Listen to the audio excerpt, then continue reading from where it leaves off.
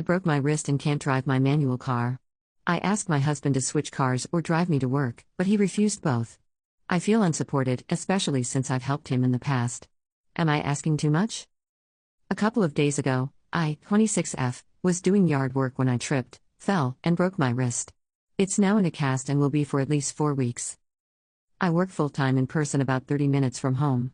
I took the last 2 days off, but I need to return to work on Monday. Unfortunately, I can't drive my car because it's a stick shift, and I broke the wrist I used to shift gears. I'm physically unable to grab the shifter, so driving it isn't an option right now. My husband, 28M, drives an automatic, and while it wouldn't be ideal, I could manage driving his car. I asked if he'd be willing to switch cars with me until I'm able to drive mine again. He said no because he doesn't like driving my car. I taught him how to drive it, and he's used it before, he just doesn't enjoy it. So, I then asked if he could drive me to and from work a few times a week. He also said no, because he doesn't want to wake up early. He currently works 3 evening shifts per week. I'd be home with his car well before he needs to leave, and he'd also have time to pick me up from work without being late. I'm also the primary breadwinner, and my income is essential for us. He told me I should just take an Uber, but that would cost at least $60 a day, something I simply can't afford. I feel really unsupported. I understand the situation isn't ideal, but a couple of years ago, when his car wasn't working, I let him use mine regularly. Back then, he worked 5 days a week, and I let him take my car to work and even to go out with friends. So, I feel like the favor isn't being reciprocated. He doesn't owe me for that, but it's hard not to feel disappointed when he won't help out now, especially since it would be a relatively minor inconvenience for him. He'd be asleep during the time I'd need his car. Where do I go from here? Am I asking for too much?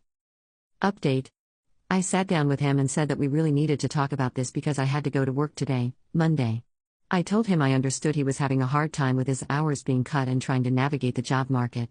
But I have a good job, and I need to get there. I can't afford to take an Uber while I heal. We need to find a solution.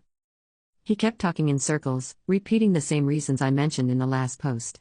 I don't remember exactly what I said, but it was something like, "That is not good enough for me. I don't accept those reasons, and I don't think they're true."